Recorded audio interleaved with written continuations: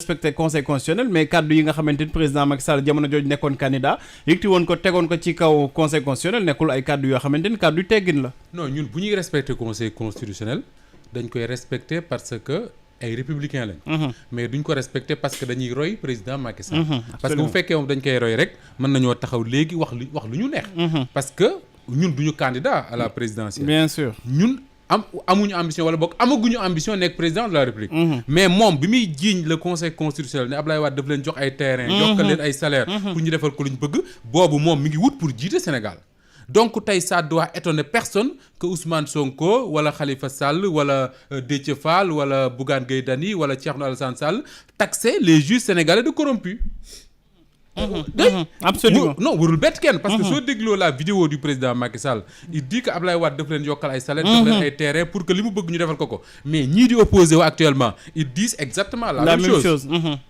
yaa ngi dégg donc mais comme ñun opposé wuñu ñun nekkuñu ci pouvoir on n'a pas d'ambition présidentielle en tout cas pour le moment xaw ma Awa Diom Ndiaye mais man pour le moment awma ko à partir de cet instant là ñun quand on parle du conseil constitutionnel dañ ciy wax par rapport ak ni ñu gisee et non par rapport ak ñoom ni ñu daan waxee ci conseil constitutionnel ni ma gisee Pape Mokhtar mooy li ma fi wax la dernière fois quand ils ont sorti seen décision boobu ma ne décision bi conseil constitutionnel génne dama gis ne soo liiree l'argumentaire da nga ciy gis ay choses yu cohérentes yu ñuy wax ñoom conseil constitutionnel ma waxoon ne dese nañ ab tëbin wala nu ko awa waxoon keroog sax njaw dese na xam miin xaw ma parce que am na leneen lu leen di xaar te mënuñu trahir seen logique ñoom tey li am mooy le conseil constitutionnel dafa trahir logique yi nga xam ne moom la établi loon depuis toujours et je me pose des questions très simples mooy tey li ñu wax ñoom mooy dinañ dem élection boo xam ne benn liste dina présenté wu avec des titulaires sans les suppléants beneen liste dina présenté wu avec des suppléants sans les titulaires loolu Pape Makhtar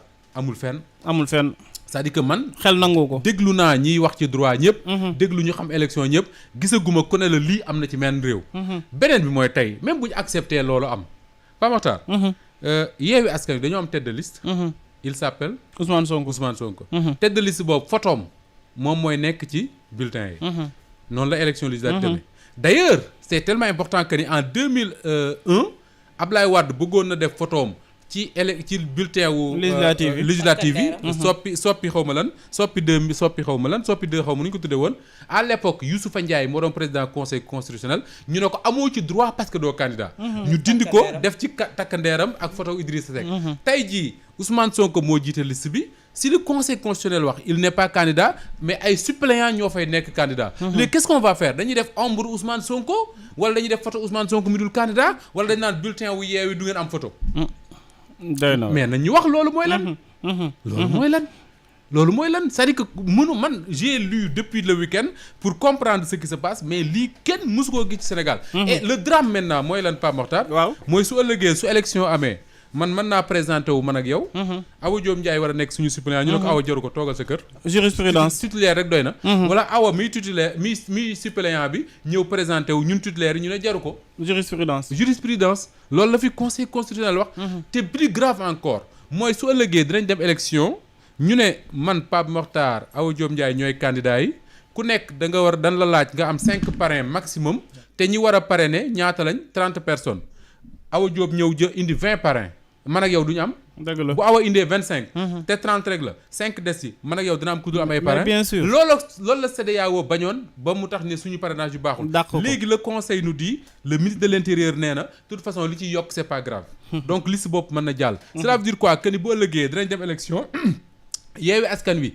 ñëw dajale 3 millions de parrains Benno Bokk Yaakaar ñëw dajale 3 millions wala ñëw dajale 3 millions mu ëpp sax fichier électoral bi su ko defee ñeneen ñëpp kenn du mën a bokk muy ay waa aar ak waa Nasange ak waa ñeneen ak ñeneen les serviteurs kenn du bokk ci élection yi parce que pare ñeneen jël nañ ko te ëppal garaawul voilà c'est ça que le conseil nous dit absolument voilà jërul ñuy sonal suñu bopp dans le juridisme comme disait l'autre c'est ça que le conseil nous dit voilà saxarit bi ba ko saxarit bi day déconné quoi sama xarit boobu Awa Diop déglu nga président wala candidat Macky Sall mi ngi mel ni discours yi même la personnes yi seen position mooy changer rek parce que tey jii lii candidat Macky Sall doon wax 2011 2012 dafay mel ni même kàddu gi la Ousmane Sonko ak ay ñoom di wax jamono jii nii.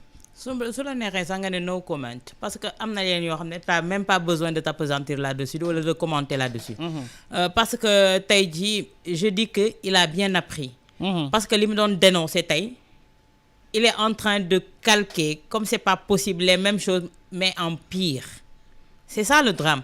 li waay mi ngi doon wax ne am na défaut Abdoulaye Wade yëpp te amul benn qualité am. waajee ko waxoon. te tey mi ngi ci wetam.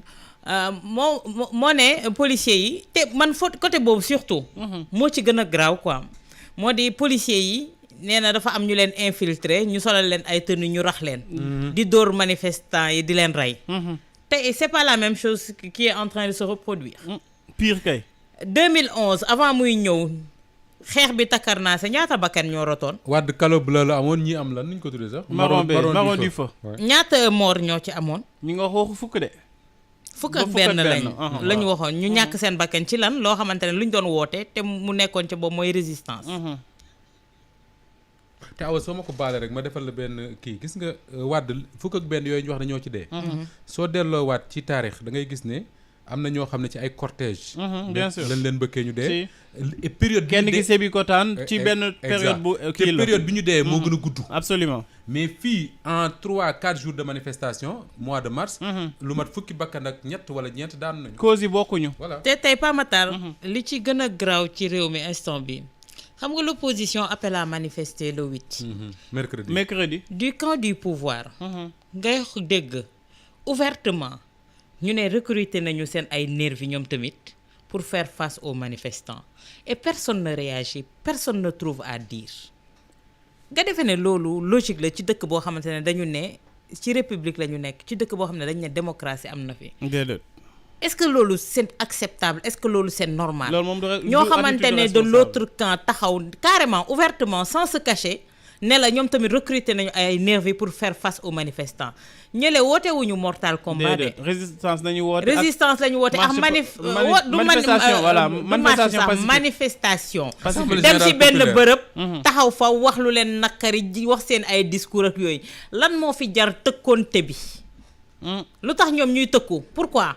interpellé wuñu leen tudduñu leen taasuñu leen pourquoi ba pare les autorités duñ ma ne dégguñu kàddu yooyu nga xamante ne de l'autre côté ñi ngi koy yëkkati autorités yi duñ ma ne dégg nañ ko ñi war a assurer la sécurité des populations ñu ngi koy dégg le premier garant de notre sécurité moom mi ngi koy dégg te yooyu yëpp ba léegi amul kenn koo xamante ne tu rappelles à l'ordre tes enfants ta progéniture ne leen hey restez tranquille non non non yow loolu moo la ci intéressé parce que l'autre camp bi ñu déposé seen manifestation l'autre aussi déposé manifestation loolu nu mu tudd ñiy waxaat telle date nga waxaat même date et ñi war a arbitrer ñooñu ñëpp tamit am benn coloration di jouer double jeu c'est quoi jouer wuñ sax double jeu benn jeu la ñuy jouer wane carrément fi ñu far te ñooñu ñoo waroon arbitrer tey waroon tëddee njaxaanaay loolu naka la tudd est-ce que tey jii le peuple est en sécurité tey jii ci li nga xamante ne moom lañ fi gis est-ce que ces mercenaires dont on nous parle est-ce que nekkuñu fii suñu demee ba ñooñu am sañ-sañu ne ñoom ñi ngi recruter ay nervis bu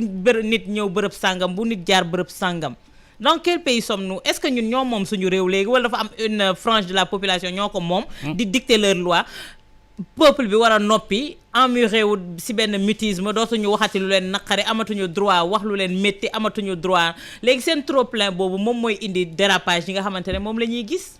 y a plus grave. pour embrayer ci Awa Diop Ndiaye di wax mooy déclaration publique yi nga xam ne ay menaces la déjà. mais soo gisee du côté du pouvoir parfois même nga dégg ko du côté de l'opposition da ngay gis ci sur les pages sur certaines pages Facebook. ñuy publier naan Pape Makhtar Diallo place sangam la dëkk. diw sangam place sangam la dëkk. diw sangam place sangam la dëkk diw place sangam la dëkk ba pare di ci yokk naan ku taal ñu taal mais loolu man ñi koy def xëy na dañoo xamul danger bi nekk ci li ñuy def. xëy na il mesure pas li leen ci mën a fekk.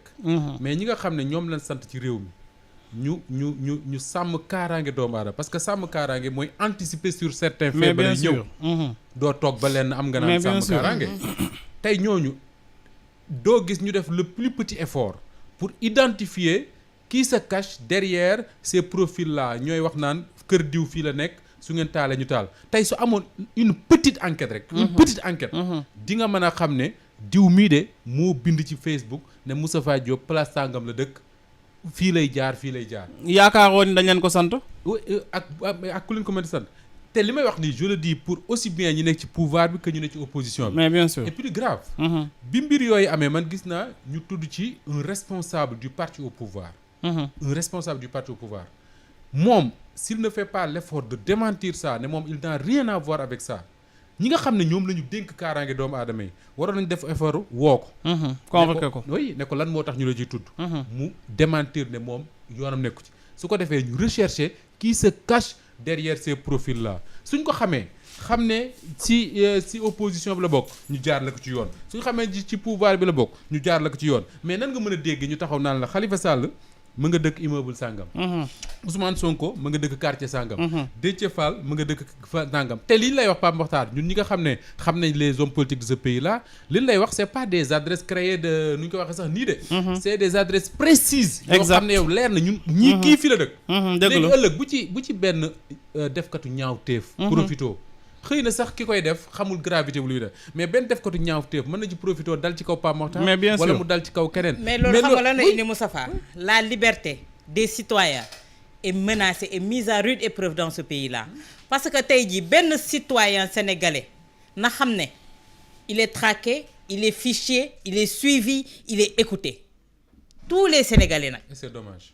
et c'est vraiment dommage parce que liberté kon amatoo ko parce que tey jii suspicion bi nit ñi di dundee léegi sax dafa graaw kenn ñemeetul wax sa téléphone kenn ñemeetul envoyer message kenn ñemeetul dem gisanteeg sa xarit kenn ñemeetul tout le temps on est traqué on est suivi à la lettre écouté loolu ban liberté la ban suspicion nga indi ci sa peuple loolu léegi après lan lay jur. mais est-ce que tey jii état mu mel ni ñu nekk temps wu des nazis mu mel ni temps wu nazis yi la ñu nekk. léegi au Sénégal. dernière question pour yéen ñaar est-ce que état war na défier son peuple. ah mais état bu ko def gis ko. Pape Mokhtar. rien n'est plus fort qu'un peuple. état yi mës a défier le peuple yépp buñ ci jëlee ndame du durer.